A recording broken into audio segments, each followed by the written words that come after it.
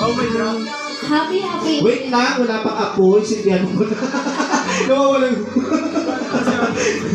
Nawalan ako. Sorry na. Oo. Ayan. Palagpakan naman natin once again the friends or kaibigan natin birthday celebrant. Okay. Happy 18th birthday, Bea. It feels just like yesterday you were a little woman. Now you're an incredible young woman. I'm so proud of you and excited to see what you'll do and your special day. And thank you for inviting me. Oh, nakakaiyak. Charot. Marami. Picture muna.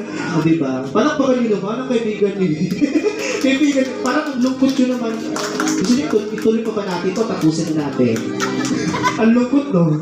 Maraming salamat ang kaibigan ng ating boy, Sir Brandon, si Clarice Alceran. At ang susunod, tawagin po natin si Andrea Palmes. Si Andrea Palmes. Bumaba. Ha? Tama po ba Palmes? Bumaba. Ganda nila. Hindi na sila kasha. Alright, another message. Magandaan po. Hi. Ma'am, lapit po kayo. Sorry. Happy birthday, Bea. Even if we grow apart, I'm grateful to be here to celebrate with you. I admire your strength as a young mama, and I wish you happiness, love, success, and Happy 18th birthday, Bea. Wishing you a day filled with joy, laughter, and everything you ever dreamed of. Welcome to adulthood. May it be as amazing as you are. Love you. Englishera. Ang tipid ha. Maraming salamat once again kahit 3. Back picture muna.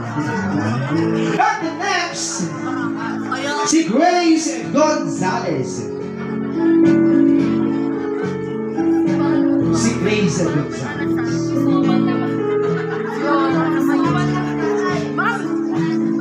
Wow, green na green. Alam niyo pag mga solid Duterte talaga, green na green. Ganda. Wow, pagkagawat ko. Sige po. Happy 18th birthday. So ngayon, nasa legal age ka na. Ingat mo lagi sarili mo and tuloy mo lang pag-aaral mo. Happy 18th birthday. Ingatan mo lagi yung sarili mo at ituloy mo lang pag-aaral mo. Anong kurso mo, Bea? Dentistry. Wow, pag-work yung bagang ko dito. Galing. Maraming salamat, Grace Gonzalez.